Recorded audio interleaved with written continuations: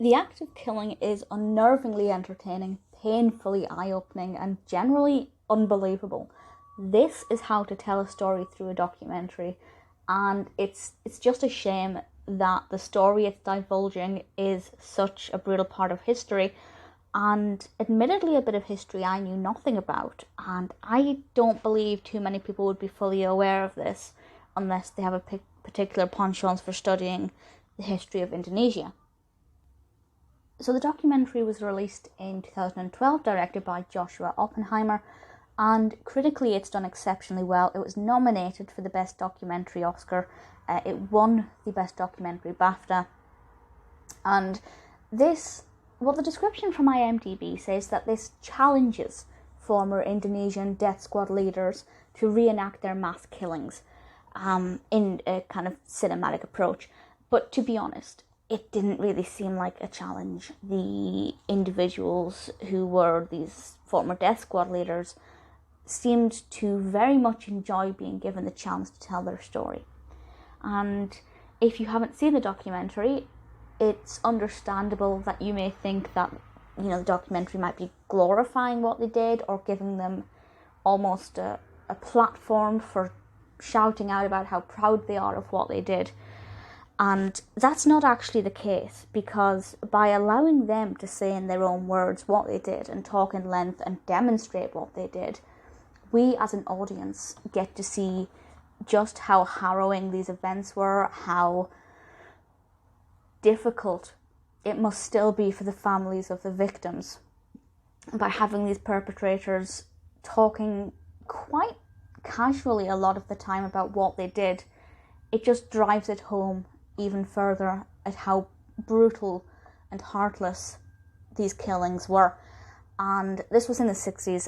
As I said, I know nothing about them, or knew nothing about them. I know nothing about Indonesian history, to be perfectly honest. It's not my area of expertise. But having watched this, it was 2 hours, which I think was the perfect length.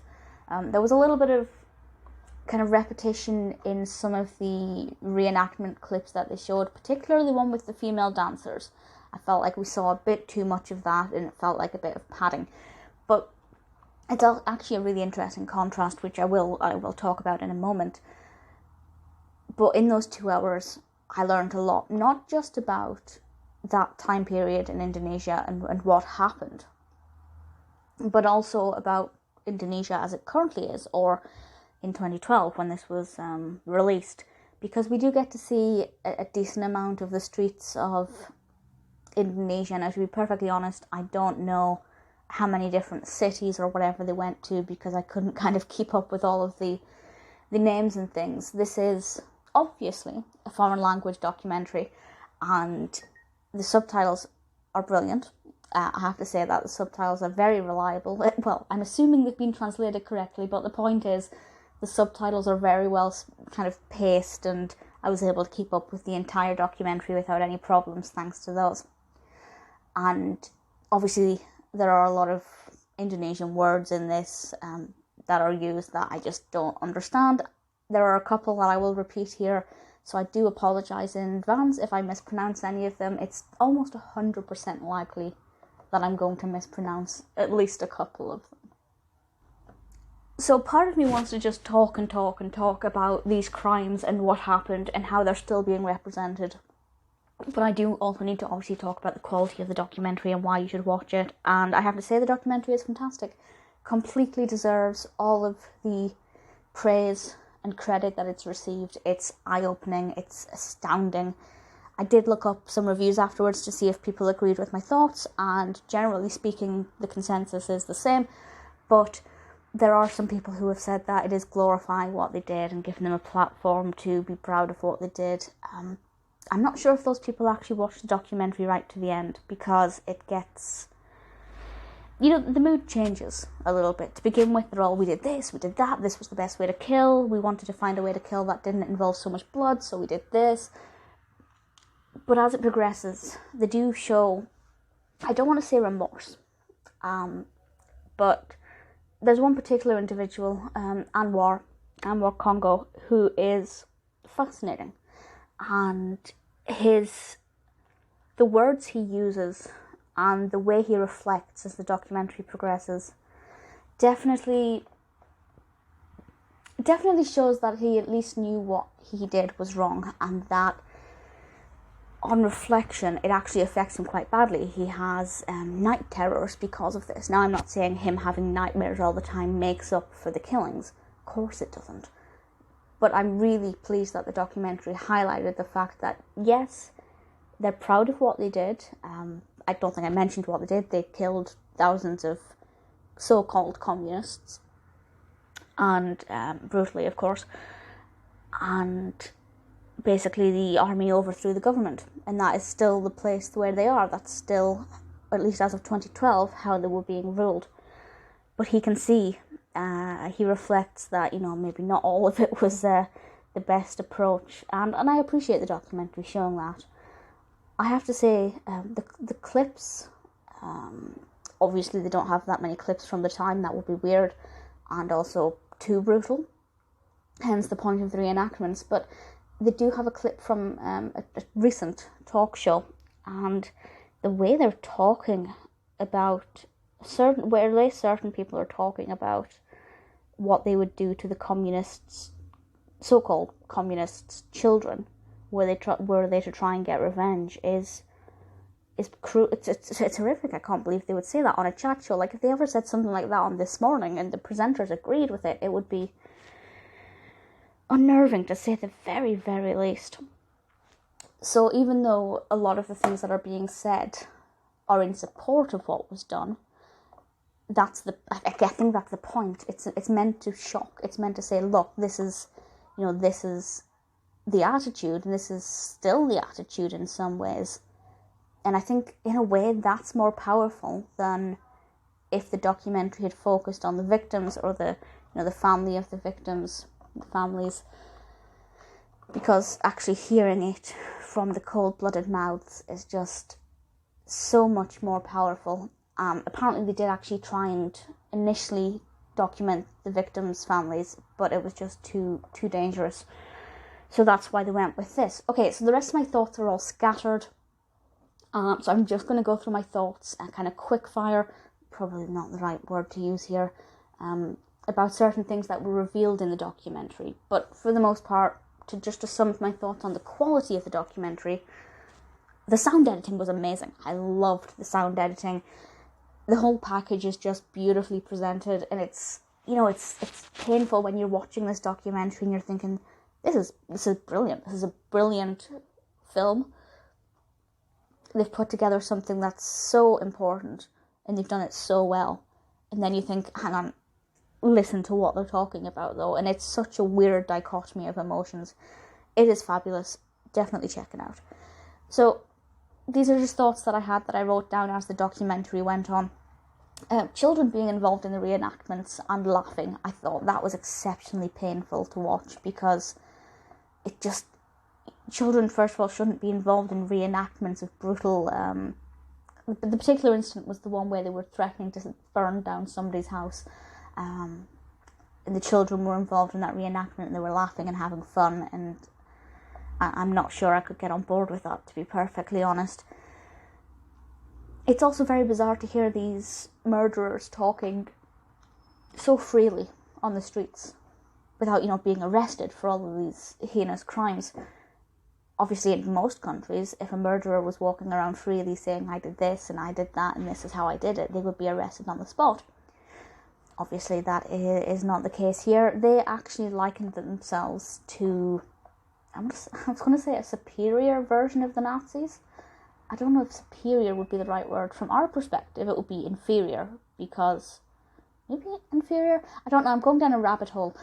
Basically, they said that what they did would be so much more shocking than what the Nazis did, and I just thought, well, I don't know exactly if that's true, but yeah, that's kind of the level that we're talking here. It's just cold-blooded, callous, bigoted, and completely unnecessary.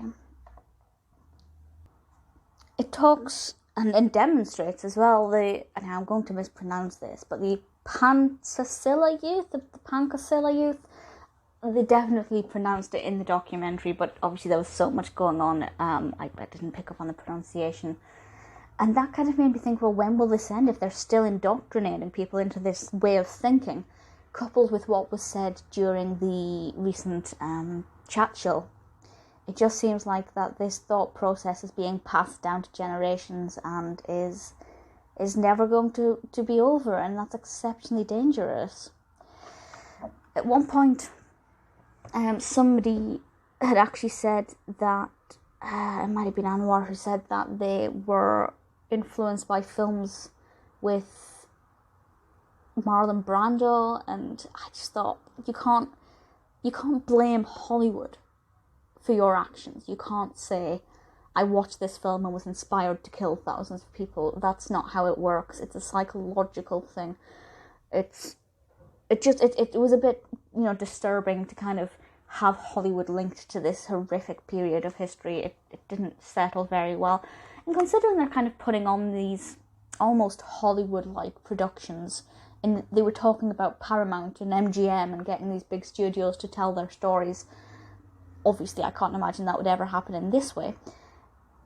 But it does seem like they're looking for limelight, and maybe just after all these years, they just want to divulge what happened and why it happened, if there even is a why.